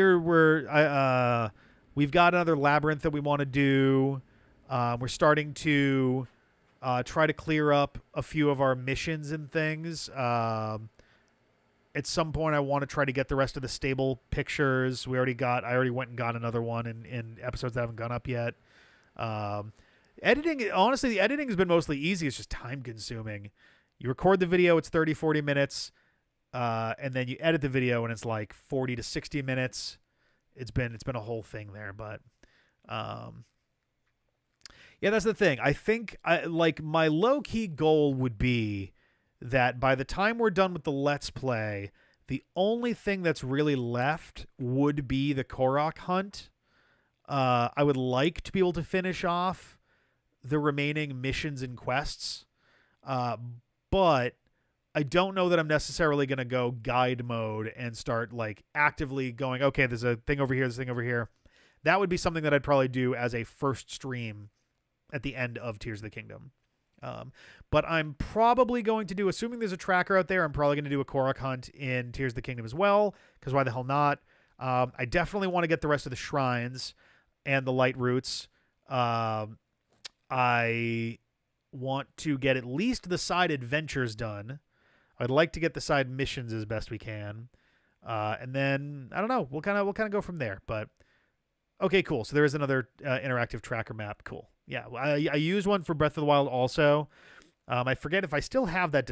If I still have that stream layout, I might use that again. But we'll see. But yeah, so stuff continues on. My guess would be that we wrap it up somewhere in April, but it could get into May. So I don't know. And that's just the Let's Play part, not streams. So yeah, we'll see where that goes. We are quickly running out of like side stuff to do, though. I definitely am feeling that. The biggest thing we have left to do. So we have the Northern Labyrinth, and we have Light Roots. I would like to do the all 6 Colosseums. At some point, I'll want to go back and do the floating Colosseum with the Lionels. But yeah, all the Light Roots, all the shrines. I would like to do the remaining 2, 3 Colosseums.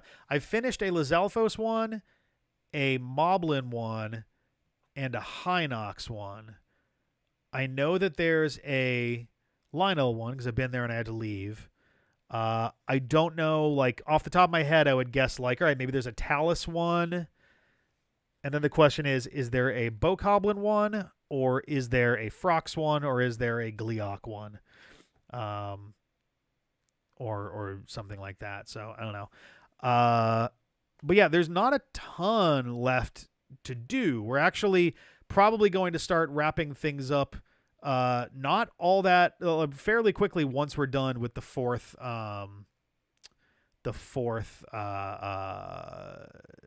phenomenon. No, I'm talking about Colosseums. I'm sure there's medals again for Hinoxes and Gleeoks and all of Lionels and all that stuff. I guess, I guess I don't know that that's necessarily true because I don't think Kilton or Colton have said anything about that, but maybe you just get it some other way. I don't know. But yeah, that monster hunting would probably happen in streams as well, just because that's a little bit more just wandery, especially since your map doesn't indicate which ones have actually been beaten. So I will probably have to go back and manually check. Okay, cool. But yeah, unfortunately, I'm going to have to go back and manually check all of them anyway, and that's a little too much wandering to justify during the Let's Plays. So streams will likely be when that happens, and I'll just check stuff as I get by it during Korok hunts. But yeah, so that's where Zelda's at. Pokemon, yeah, that makes sense. Basically, anything that's got an actual like health bar on screen is gonna have a. There's 6 Colosseums. I distinctly remember them mentioning that there's 6. We've beaten 3.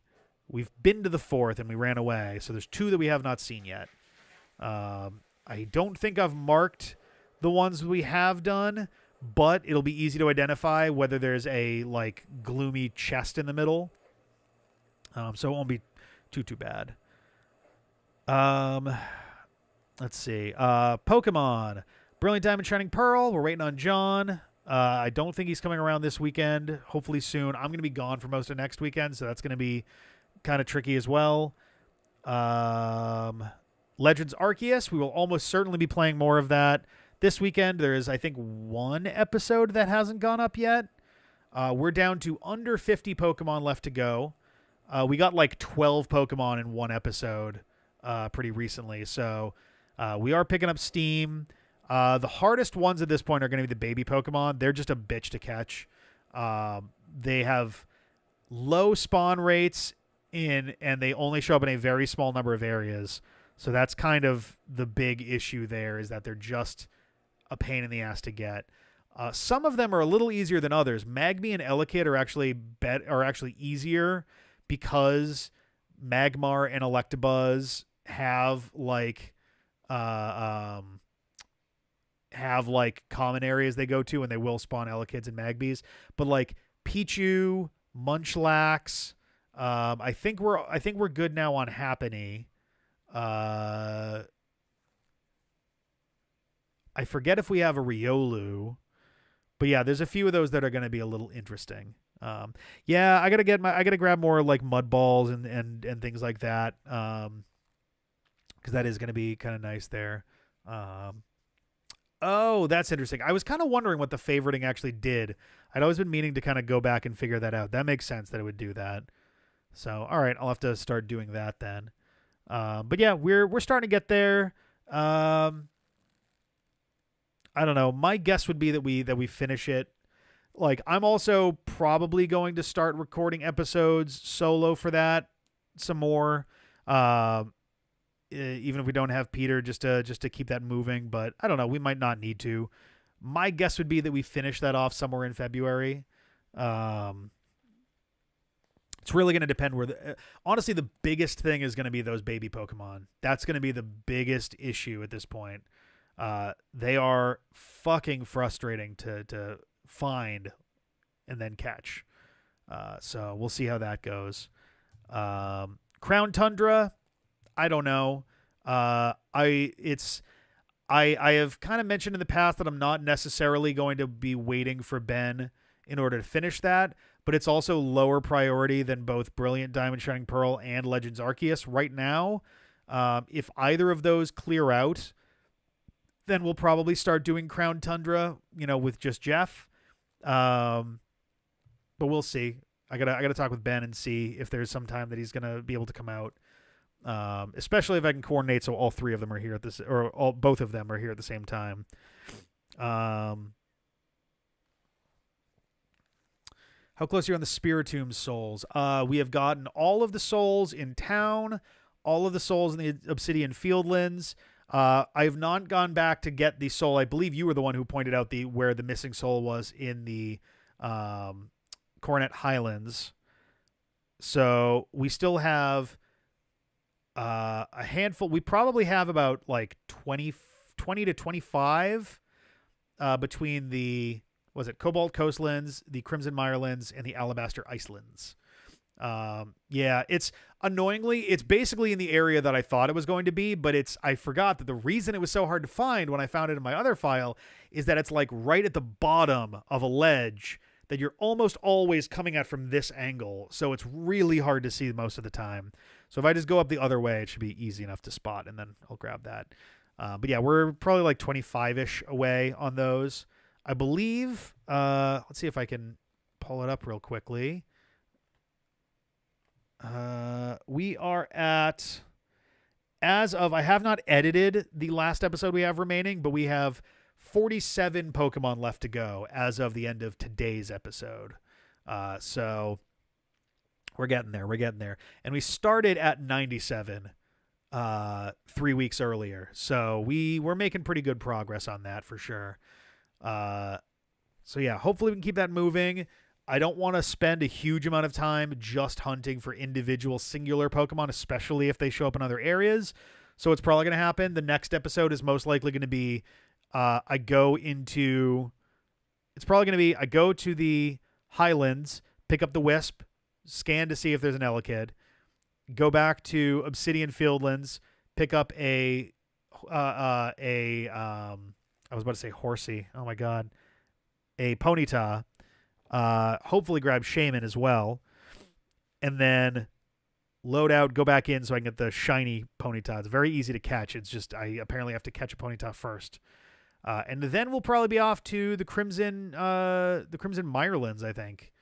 I don't know if I'll probably go to one of the areas where there's another Force of Nature Pokemon, just because that is an active mission for us. I also probably want to keep that Mass Outbreak set of missions moving too. I should double check where she wants to go and keep that moving also. But yeah, we're going to keep things moving down to 47. We're starting to pick up the pace. I'm moderately sure that, let me double check real quick. I have my list here. Yeah, we no longer have any Pokemon that have to be gotten from from space-time distortions. An Espeon is one that we can just get from an EV, and EV are everywhere, but an Espeon could show up from a space-time distortion. I actually have an EV on the team right now because I'm trying to get its friendship up so that I can evolve it into an Espeon. So, but yeah, 47 to go. So we're getting there. We're getting there. And that also includes Arceus. So technically 46 to go. But yeah, well, we'll get there. We'll get there. Let's see. Mega Let's Play. We actually have stuff in the editing bay at long last. So hopefully that'll be something that can get kickstarted in the next couple weeks. Yeah, I fucked up that one in my personal game. I had to evolve another Eevee because I accidentally evolved one into Sylveon. So I have to remember that that is a rule that I'll have to double check on. Magnemite, Porygon, Johto, Sneasel, Fossil, the starters. Yes.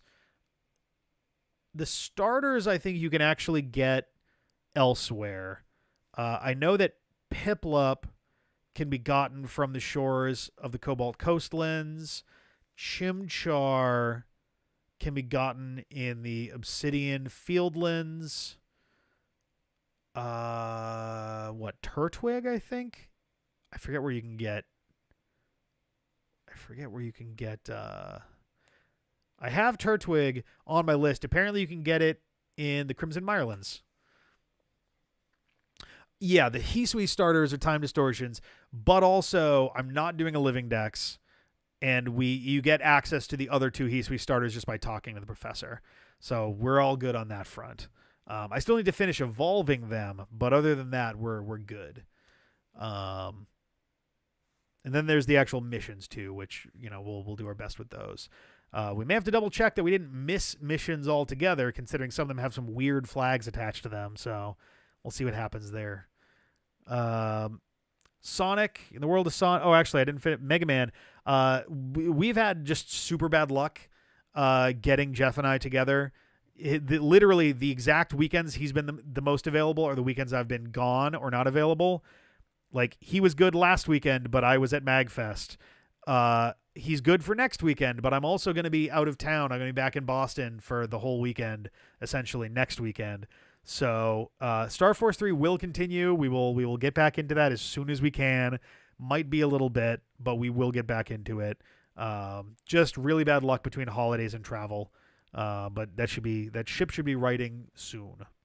The reward for level 10 research on everything. I did look that up for my personal file. So one, no, I am not getting level 10 research on everything. That is, I spent like my entire vacation, anytime there was downtime, doing that. It took up the vast majority of my downtime that we were just kind of like in the room doing nothing. And, I didn't get all of it. I got caught up to where we are in the game and then level 10 on all of those. It is a bonus that is like neat, but I don't care enough to do that for the Let's Play, Yeah, so level 10 research is a lot of them are actually cheesable by just finding wild Pokemon and feeding them a bunch. But yeah, there's a couple where you need to be very specific about it. You need to, for that game, for my personal one, I am doing a living dex. So that one makes it very easy to just have copies of dudes that you're not planning to evolve. Baby Pokemon are a bitch for that too, because the easiest way to get level, like, you either have to find a lot of them, which sucks, or you find one of them and feed it like 20 times, which is annoying. It's not as annoying, but you still have to find them in order to do it. It's so annoying. So annoying. So that's a whole thing there. Let's see. Sonic Rivals 2 will most likely continue this coming week. We have 2 stories left to go. We have Shadow and Metal Sonic. We have Metal Sonic with Shadow, and then we have Espio with Silver, and then we are done with Sonic Rivals 2. We can move on. We have, I think, the first week of Sonic Superstars already recorded. I was originally going to have it be a thing near Christmas. I'm just going to wait at this point. We're so close to the end of Sonic Rivals 2, and Sonic Superstars does not appear to be a very long game. So I think we're just going to stick it right in the middle there, and we will, continue on after that. Sonic Dream Team may also wind up getting injected after Sonic Superstars. We're going to see. I've heard it's actually a ridiculously fun Sonic game, so definitely want to get our hands on that. Resident Evil is kind of on pause right now. CJ and I need to work out some logistics with that. We have actually the Separate Ways DLC from 4 that we want to cover as well before we move on to Resident Evil 5, and that's assuming we don't do something in between. So no news on that. We're going to figure that out, and we'll get back to you guys there. Kingdom Hearts Unchained Key. We're trying to do that as me and Sarah and Jeff, so that does rely on us also having our schedules line up. So hopefully sometime in February we can get that started again. The second we're done with that, we're diving into 0.2 Birth by Sleep. So that'll be a nice kickstart to getting all that moving again. Kirby's Return to Dreamland Deluxe. That, like Sonic Superstars, we need to have 4 people for. We don't need to have 4 people for it. I want to have 4 people for it. It definitely, if we're going to do multiplayer, it benefits from having a full party more than just 2, in my opinion. But we're going to get into the Magalore epilogue as soon as we get 4 people here all at the same time. So hopefully that'll be sometime in the next couple of weeks as well. I think that is it as far as game updates. Yeah, I think that is it for those. That was a lot. That was a whole bunch of stuff. Oh my goodness. Oh, okay, cool. Oh, is that for me? Yeah, it's the thing that Siggy shipped.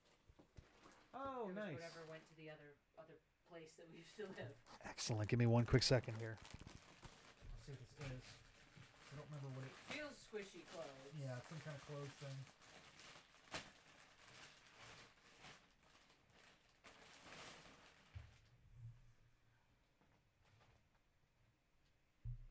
I must have ordered one of these an eternity ago, and it only just showed up.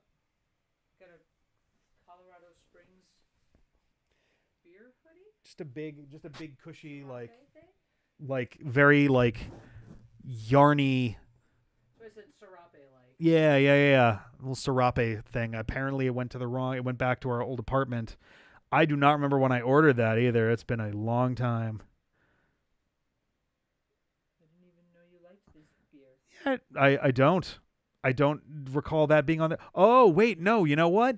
That is It's got bullets on it? No, that is a Kickstarter thing. Yes, it does. It's got bullets on it. I didn't say no. I said You said no. No, I didn't. I was saying no to I was going to say it was a Patreon thing. That was It's on tap. It was there was a beer company that was it was a family-owned beer company. It was like a husband and wife or something, and they were going through that was kind of circumstantial. They were going through a huge, they got screwed over in a really bad way, and they had a GoFundMe going. This was months and months and months ago. This is last year sometime. And, I think I put in, $50 or something. I was like, yeah, you know what? Throw a thing in there. And then they decided, hey, we got so much more support than we were actually expecting or even needing, so we're going to turn around and try to, give something back to everybody who put this stuff in there. It's oh, sweet. So I got stuff. I got beer merch serape. It's got a Day of the Dead skull thing on the Yeah. back. Yeah. It looks comfy. We'll give that a shot at some point, but yeah, if you want to list if you want to list credits with kind of a if that doesn't work thing, then I can put something into my list and try to if you want to back up one until something is live, then that's fine, and then once that comes back I can switch those over. That is perfectly fine. Sorry, and yeah, I'd mentioned earlier there's a post that'll be going out probably tonight, possibly tomorrow, to essentially ask. It's going to be a public post. It's going to include it's going to be for patrons and non-patrons alike, essentially fielding thoughts on changes to be made to the Patreon at large, at small, details, tiers, rewards, milestones, just general thoughts overall. I think D-pad and chill is a solid one, and I think that'll be yeah. Because I've been talking for years about wanting to make changes to it. I need to update the front page of it. Even it's so extremely out of date. But I didn't want to do that until I had made changes to the rest of the Patreon as a whole, so that we could kind of match with it. And so yeah, hopefully we can get something figured. My goal for that is to finalize changes so that we can make them in time for the anniversary stream. We'll have a Patreon hangout either the last Friday of March, or actually, ironically, is that just going to overlap anyway? Yeah, it might not be necessarily the last Friday. Actually, yeah, it'll probably be.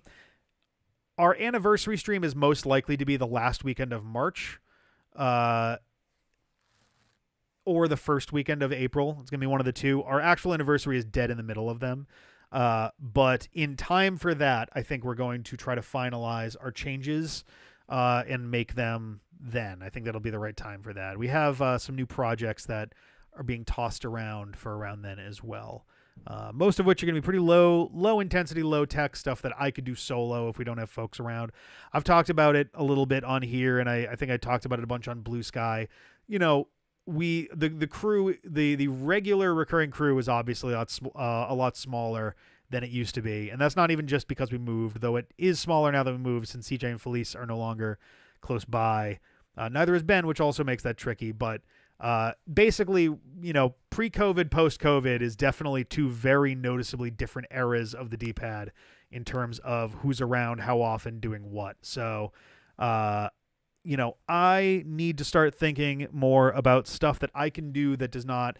When you've got a crew of 9, it's very easy to have 2 or 3 people there for whatever. When you have a crew of 4, weekends go by where people aren't really available, and you just kind of got to do stuff. So I want to try to figure out some stuff that I can do solo to make things a little bit easier for us to put stuff up. I've got a couple ideas for that. I think they'll be pretty fun. They should also be really low intensity for recording and for editing, which is a great win-win for me. And yeah, we'll see how those go. I don't have a lot to say about it now because I'm still kind of workshopping ideas.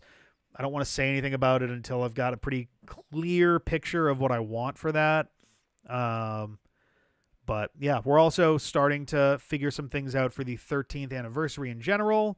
I have a couple ideas for that I want to throw out to folks on the team and see how they feel about it. There might be a theme to the anniversary stream this year. We'll see. The anniversary stream is not for charity, so we usually don't do donation incentive style things. It's usually more of we're there for 24 hours. We're going to do a bunch of stuff and we'll just kind of hang out and have fun. But I don't know. Maybe we'll do bit donation incentive things for fun. I don't know if we'll bring the cupcakes back for that. It'll really depend on what the rest of things are going to be like. Yeah, right. We did not get through the cupcakes last time. So we'll have to also think through some of the things on that too, because I want to math it out a little bit and make sure that we're not getting in way over our heads and disposing of a bunch of garbage cupcakes. But yeah, we'll figure that out. No, it is all good. No apologies necessary for anything. Jeff 100% got his comeuppance with that cinnamon. Holy cow. I think we all expected it to be cinnamon, cinnamon, cinnamon, cinnamon, cinnamon, cinnamon, cinnamon, cinnamon, cinnamon. And he was just boosh, and then he got 4 of them to himself. So I don't know. The reaping was fairly deserved after all that sowing. But yeah, so that's the thing. Yeah, it was donations. Those were not, Sarah did rightfully point out that because shortly after the stream, I just kind of threw them away because there were so many terrible ones. But she rightfully pointed out, there were non-bad ones that were in there. You definitely could have had a few of those. And it's yes. Also at that point, I think I was kind of sick of cupcakes. So, but we could have at least held on to them and eaten them later or something. But yeah, that is a decision that we'll probably be talking about during the next hangout. Also, I've talked about changing up this display in general. This is a really rudimentary, like just camera with chat heads up display. There will probably be a new overlay for this come like 2 months from now when we do technically it'll be our March hangout, but it'll be for the anniversary stream. There will probably be a new overlay. I've wanted to make tweaks to that for a while too, so look forward to that. And yeah, I think that's going to be it for me for tonight. It was actually wound up being a lot longer than it usually is, which is fun. Anybody who's watching this after the fact, if you head to patreon.com/dpadfm, you can see the current list of rewards and incentives and all the things you can get. It would be great if you could patronize us. If not, do not worry. Your views are perfectly fine. Feel free to share these videos with folks too. I'm always happy to have new eyes on our stuff. But definitely don't feel guilty if you can't or don't want to or whatever. No pressure whatsoever. It is not a problem. And yeah, we'll be back. I think February 23rd is our next Patreon hangout, and that'll probably be the last hangout. Well, the March one will be the last hangout before we make the change. The change will probably come along with that. But yeah, I'm gonna get out of here and maybe get some sleep tonight. We'll see you guys later. Thank you guys so much for being here. I'll catch you later. Bye.